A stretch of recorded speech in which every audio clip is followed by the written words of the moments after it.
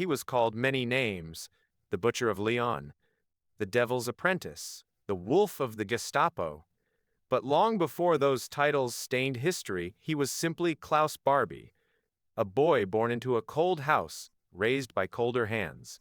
His father was a broken veteran of the First World War, a man who sat at the kitchen table every evening in silence, staring at a world he no longer recognized. His mother was distant, rigid, a believer in obedience above love.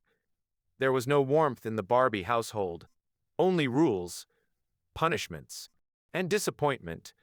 Young Klaus learned early: to survive is to control is to dominate is to destroy. The seeds were planted. Germany would water them. The making of a monster. When Hitler rose to power, the Nazi machine searched for young men who were loyal without question, cold without conscience, eager for authority, hungry for approval. Klaus Barbie fit perfectly. He was recruited into the intelligence wing at a young age. Instructors noted, he has no hesitation, no pity, no moral conflict, an ideal operative. It wasn't praise, it was diagnosis. By 1942, Barbie's path was set. The war was escalating. France was cracking under German rule. The resistance grew bolder by the day. Berlin needed someone ruthless, efficient, merciless. They needed a wolf. And so Klaus Barbie was sent to Lyon, a city full of narrow alleys, hidden safe houses, whispers of rebellion, and now him. Lyon, under the Shadow Lyon, was the beating heart of the French resistance. Students, priests, mothers, teachers, factory workers, postal employees all became quiet soldiers in a war of shadows. They smuggled messages, sheltered Allied pilots, sabotaged trains, saved Jewish families, printed underground newspapers. The city breathed defiance. Berlin saw this as infection, and they sent Barbie as the cure. He arrived with a small team of Gestapo agents, but he didn't need an army. His mind was the weapon. His interrogation techniques became infamous. Electric shocks, water torture, beatings that lasted hours, psychological breakdowns, threats against families, mock executions. He didn't interrogate to get information. He interrogated to shatter souls. He often said, "Fear reveals more than pain." And he was a master of fear. The first blood one of Barbie's earliest acts in Lyon was the arrest of a 19-year-old messenger named Raymond Farge. He was carrying codes for the resistance. When brought before Barbie, the boy refused to speak. Barbie smiled. "You will talk," he said. They always talk. 3 days later, Raymond's broken body was dumped outside the city. His family found him. His mother fainted. His father aged 10 years in a moment. Lyon whispered, "Barbie has arrived." Fear spread like a sickness. People walked faster, spoke less, looked over their shoulders. But fear also breeds anger, and anger feeds resistance. The hunt for Jewish children in 1943, Barbie discovered a secret network sheltering Jewish families in the countryside. He targeted the orphanage of Iziu, a quiet home where dozens of Jewish children were hidden. On April 6, 1944, Barbie personally led the raid. He stormed the house. Children screamed. Teachers tried to shield them. Chaos filled the rooms. Barbie grabbed a crying boy by the arm and said coldly, "You are going on a journey." 44 children were deported to Auschwitz. Not one survived. Not one. This act alone would echo through history and haunt Barbie forever. Clash with the resistance. By 1943, Barbie wasn't just a Nazi officer. He was the symbol of horror. The resistance called him the Wolf. He hunted them. They hunted him back. A young woman named Lise, one of the bravest couriers in Lyon, was captured. Barbie tortured her for days, electric cables to the body, beating, starvation, hanging by her wrists. She refused to reveal names. "Tell me," Barbie demanded. "No," she whispered through bloodied lips. He stared at her. "You will break." She didn't. She survived the war. And she testified against him decades later. Barbie underestimated one truth: courage is more powerful than cruelty. The capture of Jean Moulin, France's greatest hero, the most important man in the French resistance, was Jean Moulin, appointed by Charles de Gaulle himself. He united the scattered resistance groups into one force. He was brilliant, organized, fearless, and Barbie wanted him. It became an obsession. Barbie infiltrated meetings, bribed informants, captured couriers, gathered fragments of clues. Finally, he discovered a secret meeting in Lyon. On June 21, 1943, Barbie stormed the place. He personally arrested Jean Moulin. Moulin was tortured relentlessly, beaten until unrecognizable, burned, humiliated. He never spoke. Not a name, not a location, not one word. He died under torture. A martyr for France. Barbie later bragged, "I broke the greatest of them." But he didn't break him. History proved that. The making of a legend. By the end of 1943, Barbie had become the most feared Nazi in France, the most wanted man by the resistance, the architect of countless deportations, the destroyer of entire networks. His cruelty was unmatched. But every act of terror also made him a larger target. Hunters were watching, and the day would come when they would erase his smile forever. The world was burning. German cities collapsed under Allied bombs. The Reich's armies fell back on every front. Prison camps were liberated. Tyrants began to run, and in Lyon, the walls of Gestapo headquarters shook with the weight of a dying empire. But one man refused to fall. Klaus Barbie, the butcher of Lyon, the wolf, prepared to disappear. The fall of Lyon in September 1944. The resistance liberated Lyon. The city erupted with joy. Flags rose, guns fired into the air. Crowds flooded the streets. But beneath that celebration lay a bitter truth. Barbie had escaped. He slipped out of the city just days before the resistance cracked open his office and uncovered the horrors he left behind. Files of interrogations, lists of deportations, torture devices, photographs of victims' orders, signed with his cold, angular handwriting. The people wanted justice. Instead, they got an empty chair, a ghost. The first capture and the first betrayal, not long after, U.S. forces moving across Germany arrested thousands of SS officers. One of them was Klaus Barbie, caught with forged papers. He was placed in a POW camp. For a moment, history seemed ready to close the chapter. The French demanded him. The resistance demanded him. Families of victims demanded him. A trial awaited, a noose awaited. But something unexpected happened. Someone in the intelligence room noticed his file. Someone in Washington read about his skills. Interrogation, counter-espionage, anti-communist expertise, infiltration, psychological manipulation. And in 1945 to 46, the United States was preparing for a new war, not against Germany, but against the Soviet Union. And Barbie, ironically, was seen as useful. A meeting was held behind closed doors. An American intelligence officer said, "This man is a monster." Another replied, "Yes, and monsters are perfect weapons." Thus began a darker chapter. Barbie was not turned over to France. Instead, he was hired.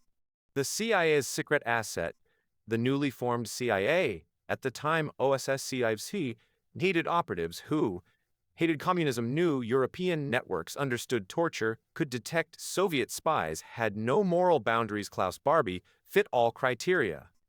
They gave him a code name. They gave him money. They gave him protection.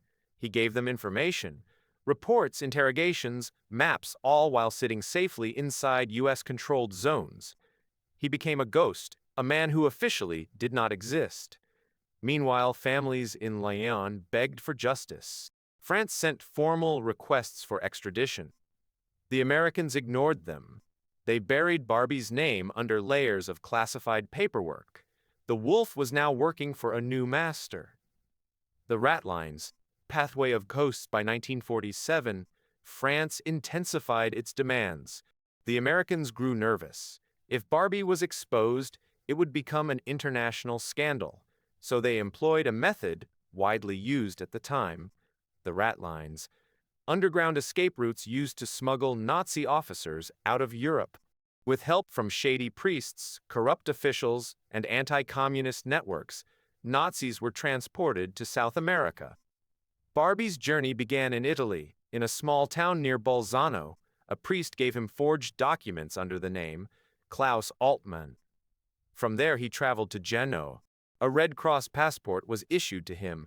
Stamped, approved, he boarded a ship, and one morning, after a long, quiet voyage across the Atlantic, Klaus Barbie arrived in Argentina. A free man, a man with no past, a man reborn. South America. The Wolf returns. Argentina in the late 1940s was a haven for Nazis. President Juan Perón welcomed them, believing they could help modernize the country and strengthen its military. Barbie fit right in. He found friends, he found money, he found networks. But soon he was drawn further north, to Bolivia, a land of mountains, jungles, and political instability. It was a perfect playground for a man who thrived in chaos. He moved there with ease. A handshake, a bribe, a smile, and the Wolf of Lyon became Klaus Altmann, respected businessman. He started a shipping company. He formed alliances with generals. He trained security forces. He provided intelligence. And Bolivia welcomed him. Barbie had transformed from Nazi butcher, CIA asset, South American entrepreneur advisor to dictators that believed he was dead. Justice faded. His victims' families cried into the wind. And Klaus Barbie walked freely down sunny Latin American streets, smiling. The wealth behind coups and torture. Bolivia was a nest of coups and revolutions. Generals rose and fell like tides.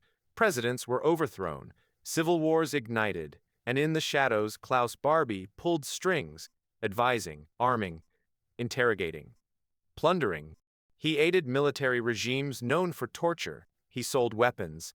He trained officers in methods he once used in Lyon. He was rewarded with power, with money, with a seat at the table of tyrants.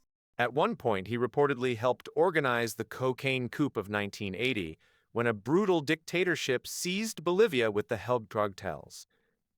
Barbie, the ghost of Nazi terror, was now working for criminals in the jungle. The past did not haunt him. He haunted the present. But the world remembered. In France, survivors grew older. But they did not forget. In Lyon, a mother kept the last photograph of her murdered child. An old courier kept scars on her wrists.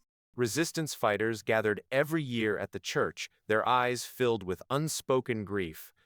One woman touched the bullet holes in the wall and whispered, "We know you're alive, and we'll find you." The world was changing. Nazi hunters were rising. Serge Klarsfeld and his wife beat Simon Wiesenthal, organizations dedicated to finding escaped war criminals. They dug through archives, followed false names, traveled across continents. And slowly, like wolves tracking a wound, they found a scent, a faint one. A name whispered in Bolivia, a foreign businessman with a German accent, a man who avoided cameras, a man whose eyes were cold, Klaus Altmann. The hunters paused. Altmann? No, it couldn't be. But the more they searched, the more the truth revealed itself. The wolf had survived. The wolf had evaded justice, but his time was running out, because hunters were coming. And they did not forgive. South America was a refuge for many Nazi fugitives. Some hid in jungles, some in mountains, some in quiet towns where no one asked questions. But Klaus Barbie did not hide in the shadows. He thrived in them. He moved through Bolivia with the confidence of a man protected by generals, drug lords, and intelligence officers. But fate has a strange habit of circling back, and the past, no matter how deep it is buried, always claws its way to the surface. The Nazi hunters' rise in Europe, a new kind of resistance movement emerged after the war. They were not soldiers, not politicians, not governments. They were Nazi hunters, men and women who dedicated their lives to tracking down war criminals who escaped justice. At the top of this mission stood relentless figures.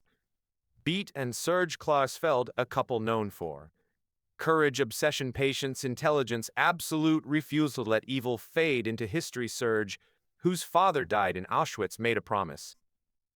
I'll hunt them as long as I breathe.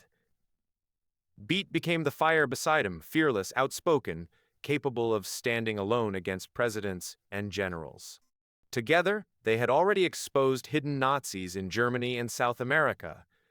But the name they wanted most was Klaus Barbie, the first Kalui, a name in the dust in 1971. A German journalist investigating Nazi fugitives in South America heard a rumor in Bolivia. A man named Altman, a businessman, wealthy, powerful, connected to the military regime, a man who never spoke of his past, a man whose face looked strangely familiar. The journalist wrote one line in his notes: "Could Altman be Barbie?" The rumor reached Serge Klarsfeld. He felt a chill. He said to Beat, "We are going to Bolivia." The hunters arrived. Bolivia in the 1970s was a dangerous place. Dictators ruled with iron fists. Opponents vanished in the night. Cocaine cartels funded political coups. Foreign agents moved freely. Into this world stepped two civilians. No weapons, no protection, only determination.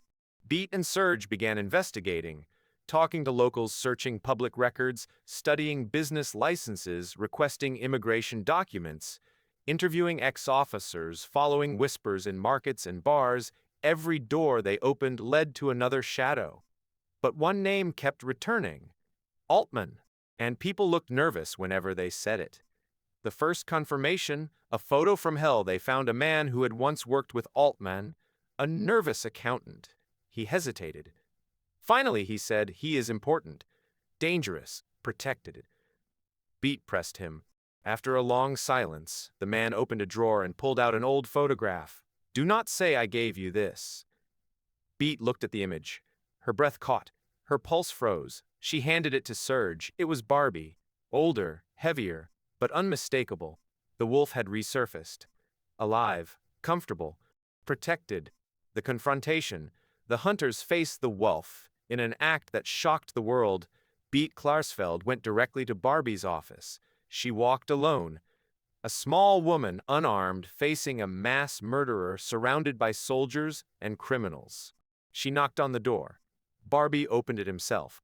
For the first time in decades, the eyes of the hunter met the eyes of the hunted.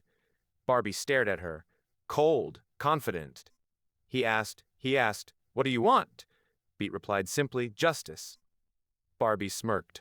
"You are in the wrong country for that." He closed the door in her face, but something inside him had changed. Fear. The smell of it. Barbie sensed it for the first time in years. The attempt to stop the hunters. Barbie had friends in high places. Generals. Dictators. Drug traffickers. He warned them, "These people will ruin everything." And the Bolivian regime acted. Beat and Serge were followed, threatened, intimidated, warned to leave, placed under surveillance. One officer whispered, "You are playing with fire. Altman is protected. Many powerful men will fall if he falls." But the Klarsfelds did not leave. They held press conferences. They spoke with journalists. They exposed Altman publicly by name. For the first time, headlines appeared: "Is Klaus Altman really Klaus Barbie, the butcher of Lyon?" The world gasped. Bolivia tried to silence them. The CIA looked the other way. Some claim the agency quietly supported Barbie even then. Documents released decades suggested he still had value as a Cold War contact. But the truth could no longer be buried. Once a name is spoken aloud, it cannot be unspoken. The global storm, when news broke that Klaus Barbie was living freely in Bolivia, the reaction was volcanic. France erupted in outrage. Survivors cried in interviews, "He murdered children, and he breathes free air?" Human rights groups demanded action. Governments faced pressure. Bolivia tried to deny everything at first. "There is no Klaus Barbie here, only a businessman named Altman." But the hunters produced more evidence: documents, photos, testimonies, immigration logs, travel stamps, financial records. Then the bombshell, a letter in Barbie's own handwriting signed Klaus Altman. The world exploded. Bolivia was cornered. The fall of protection. Political tides shifted. A new Bolivian government, less friendly to old Nazi networks, came under international pressure. France demanded extradition. The UN raised concerns. The media hounded officials relentlessly. Barbie's allies began distancing themselves. No one wanted to burn with him. By 1982, his protection collapsed. He was arrested. Not immediately for war crimes. Bolivia had no such laws. He was charged with something else: fraud. Ironically, the man responsible for torturing thousands was arrested for paperwork. But behind the scenes, diplomats prepared something bigger: extradition. France sharpened its knives. The flight of the Wolf in 1983, Barbie was escorted onto a plane. His face was emotionless, eyes cold. He walked without resistance. Bolivian police delivered him to French authorities. Some say he muttered, "History will judge." Others say he whispered, "I am not afraid."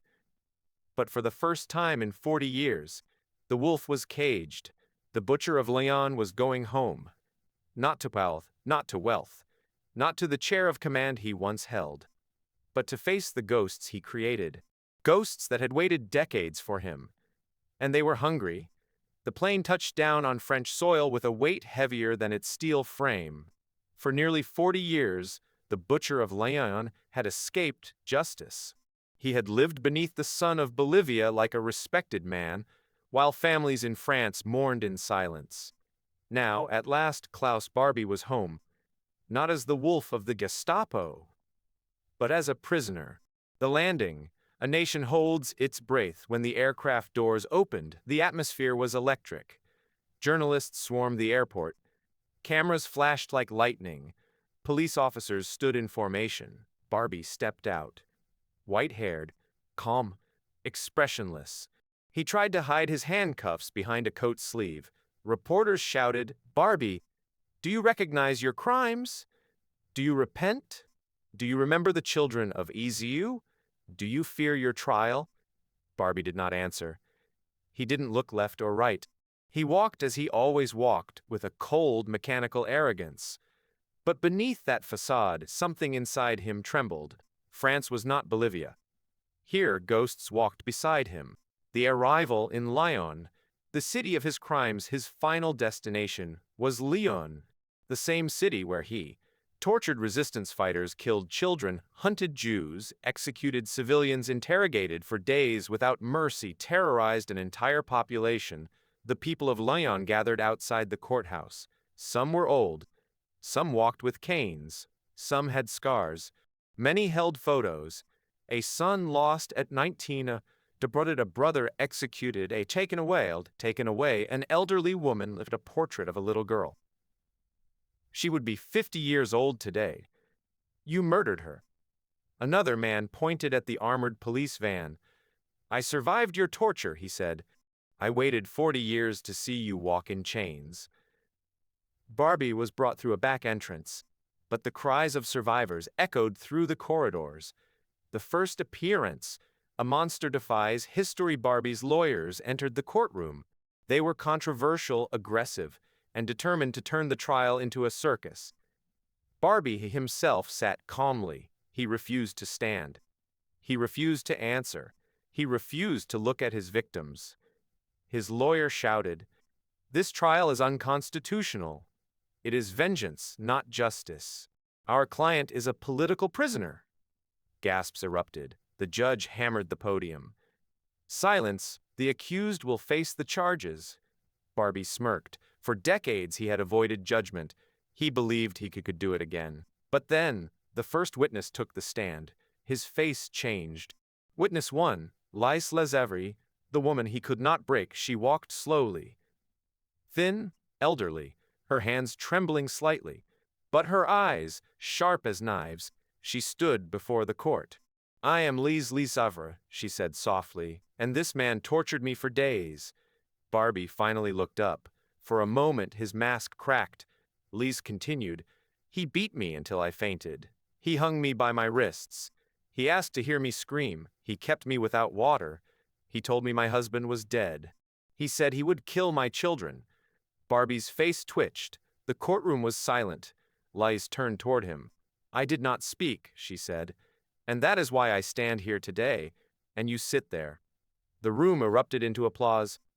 Barbie clenched his jaw. The ghost he failed to break was now breaking him. Witness 2, the mother of Izzy Yu. Next came a woman in her 60s. She carried a small pair of children's shoes. Her voice cracked. My son was taken by this man. He loaded him into a truck. My boy cried. He said, Mama, don't let them take me. She held the shoes tightly. They sent him to Auschwitz. He never returned. My baby died alone. She looked at Barbie. Do you deny this? Barbie said nothing. Tears filled the courtroom. Even hardened officers wiped their eyes. Witness 3, the boy who survived a train, a thin old man, took the stand next. He was once a 14-year-old boy during the war. He described seeing Barbie during deportations. He pushed an old man onto the train tracks. When the man broke his leg, Barbie laughed. Barbie looked away. He forced my mother into a cattle car.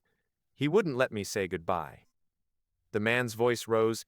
You stole my mother, but you can't steal this moment. Today I speak. Today you listen. Barbie strikes back. Through his lawyers, unable to defend his actions, Barbie tried a different tactic. His lawyers attacked France.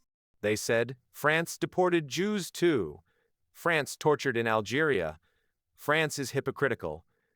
You cannot judge Barbie without judging yourselves. It was a calculated attempt to turn the trial into chaos. Some journalists nodded. Some politicians shifted uncomfortably, but the judge stopped them. This trial is not about France, he said sternly. It is about this man who committed these crimes against these victims. Barbie's strategy failed. The documents, proof written in his own hand, then the prosecutors unveiled the most devastating evidence. Barbie's own signed orders. Deportation lists, execution commands, interrogation reports, arrest files, EZU, children's transport documentation. His handwriting stood beside the names of the dead. One prosecutor held up a page. This is your signature, Herr Barbie? Barbie responded, no comment. The prosecutor slammed the paper onto the table. The children of Izu cannot comment either. You silence them forever. The courtroom erupted again. Barbie looked down. For the first time, he looked small. The ghosts speak, more witnesses came. A former resistance fighter testified, he beat my brother until he died. A nun testified, he arrested orphans. A doctor testified, he enjoyed pain. He smiled during interrogations. A Jewish survivor said, he killed my entire family. I alone stand before you. The weight of the testimonies filled the air like smoke. Barbie sank into his chair. The wolf of Lyon, who once believed he could escape history, now sat surrounded by ghosts. Barbie's final act of defiance. At the end of the trial, Barbie refused to return to the courtroom. He stayed in his cell, claiming illness. He would not face the final verdict, but the world had already judged him. The verdict on July 4, 1987, the court declared, Klaus Barbie is guilty of crimes against humanity. The judge added, these crimes are imprescriptible, they have no expiration, no forgiveness, no escape. Barbie was sentenced to life in prison. The courtroom erupted in relief. Some cried, some held hands, some whispered, it is done. The monster dies. Barbie spent his final years in isolation. His health deteriorated, his body weakened, he died in prison in 1991. No funeral, no honors, no monuments. His ashes were scattered in an unknown location. The world did not want to remember him. Only his victims are remembered. The verdict had fallen. Klaus Barbie, the wolf, the butcher of Lyon, the ghost who escaped for 40 years, was finally caged for the rest of his life. His body was in a prison cell. But the shockwaves of his trial exploded far beyond the walls of France. It shook governments. It exposed secrets. It woke a sleeping world. Because Barbie's story was not just the story of one monster. It was the story of complicity, betrayal, political games, Cold War corruption, the fragility of justice. and the resilience of memory, the world began to look in the mirror, and what it saw was disturbing. The global outcry, how could happen?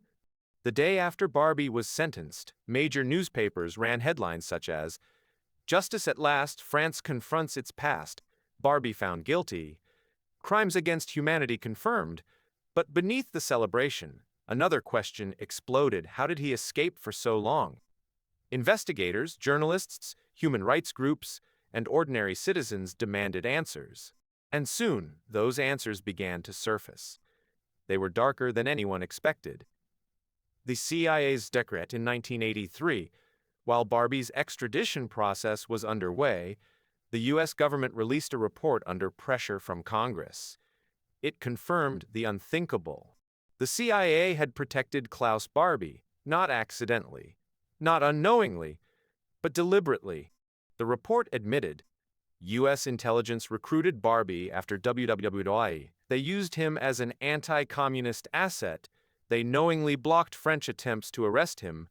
They hid him in Germany. They arranged false identities.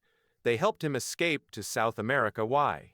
Because in the early Cold War, the U.S. saw Soviet communism as a greater threat than Nazi war criminals. A chilling logic was silently accepted. The enemy of my enemy is my tool. This revelation ignited fury across Europe.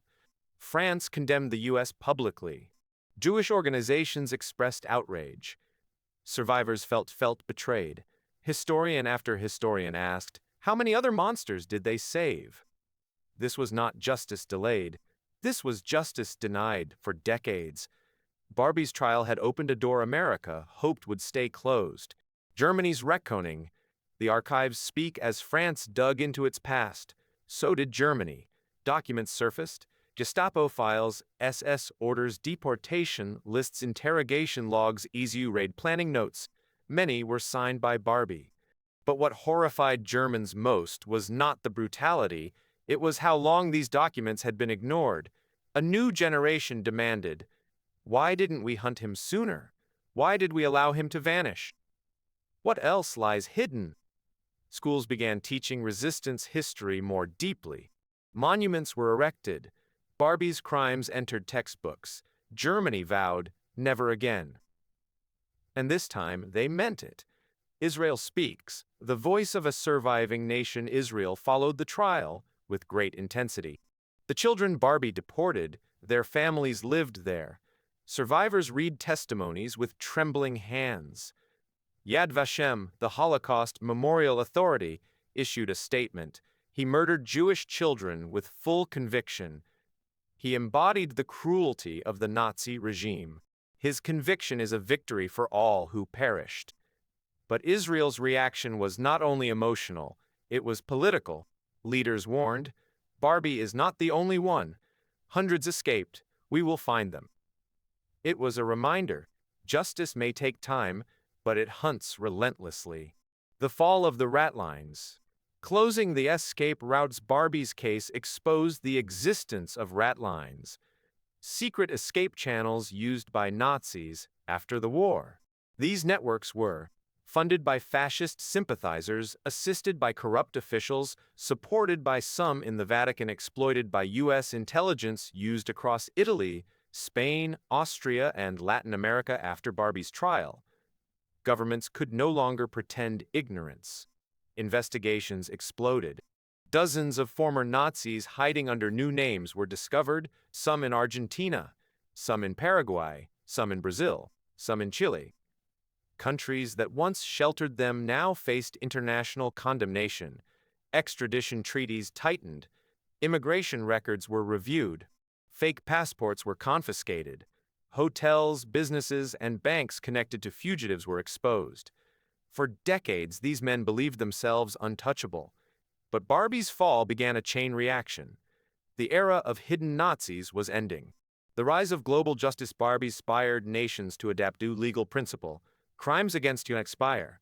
This had several consequences. Countries created new war crimes laws. Governments established human rights courts. Survivors for justice. Nations could prosecute crimes committed decades earlier. Barbie's trial helped the legal foundations for The International Criminal Tribunal, the pursuit of war criminals from Yugoslavia, the genocidal leaders in Rwanda, the creation of the International Criminal Court. In a strange twist, the evil Barbie committed build the tools to pursue future evils. The return of memory. Europe remembers its dead after the trial. Europe entered a new era of remembrance. Schools taught the Holocaust in deeper detail. Museums expanded their exhibits. Films, books, and documentaries told stories once hidden by shame or trauma. The city of Lyon transformed sites of horror into places of education. The Gestapo headquarters became a museum. The Iziu orphanage became a memorial for the 44 murdered children. The Resistance Museum added entire wings to tell the story of Barbie's brutality. A generation that had grown up in silence now spoke loudly. We will not forget. Memory became a weapon, sharp, honest, unforgiving. The victims find their voice. Perhaps the greatest impact of Barbie's trial was on the survivors themselves. For decades, many had been silent. Trauma silenced them. Shame silenced them. A world unwilling to listen silenced them. But during the trial, when they took the stand, when they faced Barbie across the room, when they saw the cameras broadcasting their words, a transformation. Women who had been tortured at 18 spoke with dignity at 60. Orphans who had lost parents finally told their story. Resistance fighters praised their fallen comrades.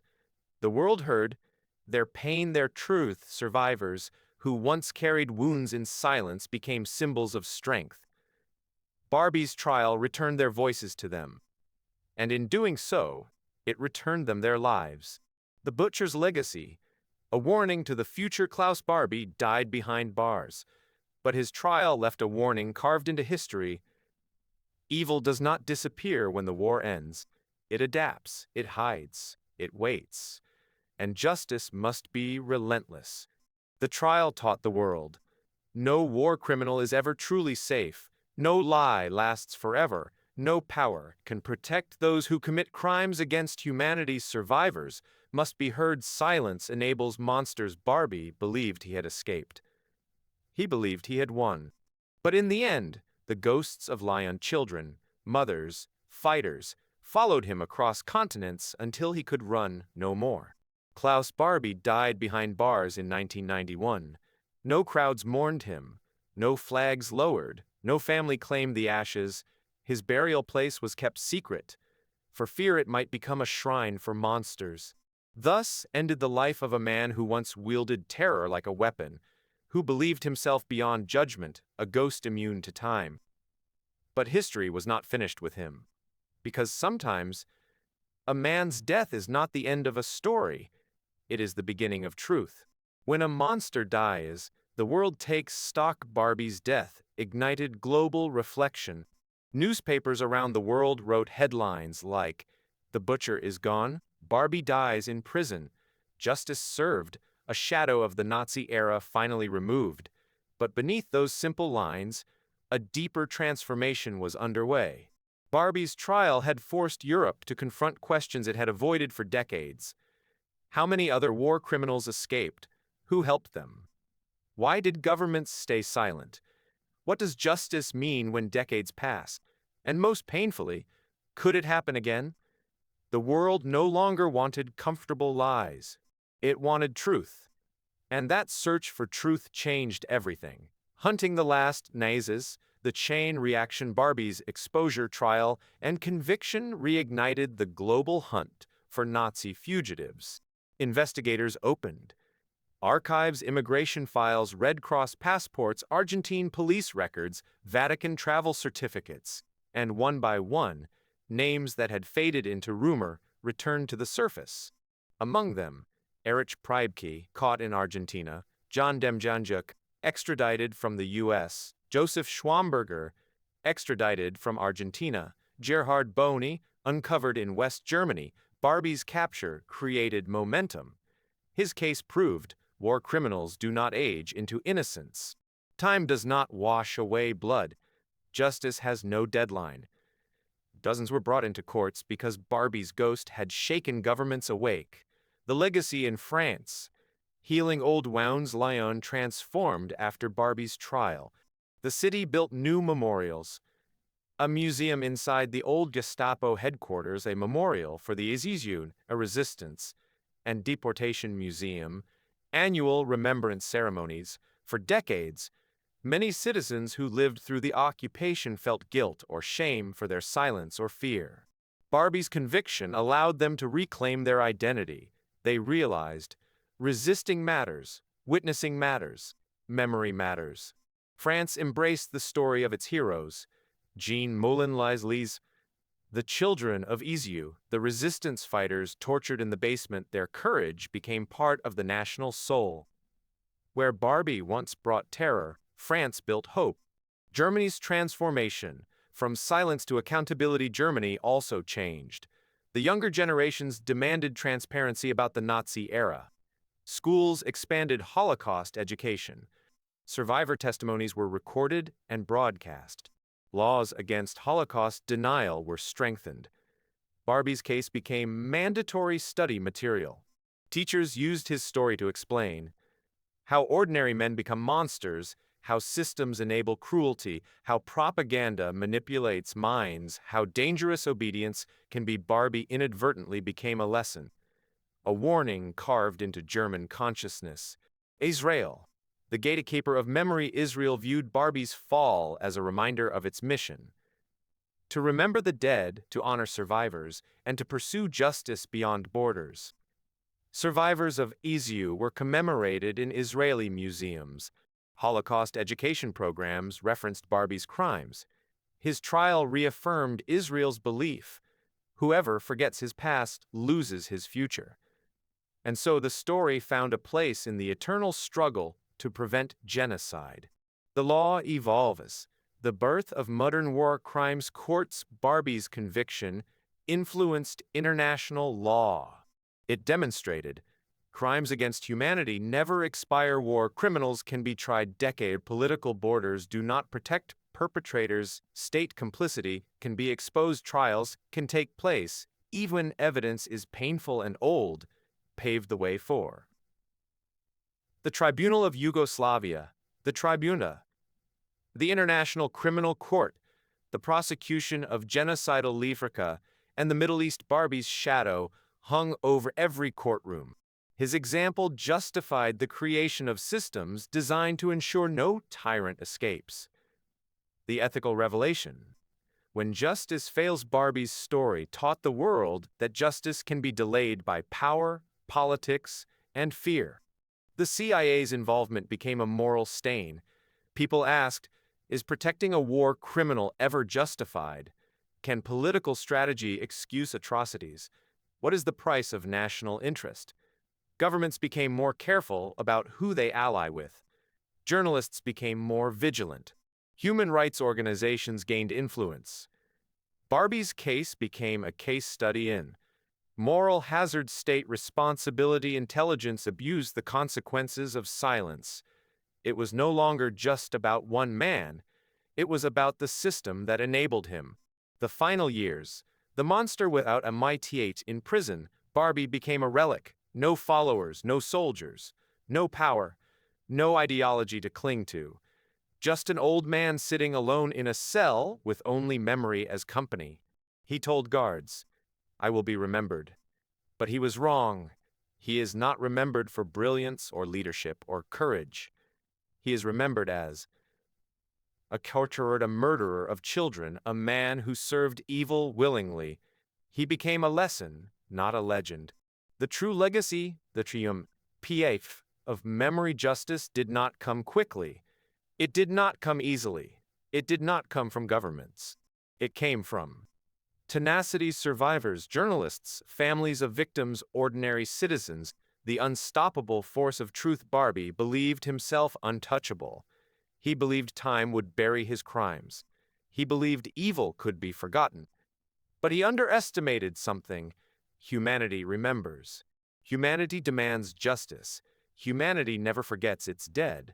The Wolf of Lyon tried to outrun history. In the end, history caught him. Final cinematic message: the moral of the story: one man committed unspeakable cruelty. Another helped him escape. Nations hid his name. Politics shielded him. Decades passed, but survivors spoke. Hunters followed. Journalists exposed lies. Judges persisted. And finally, justice prevailed. The lesson is simple. Evil may hide, but it cannot hide forever. Not from truth. Not from memory.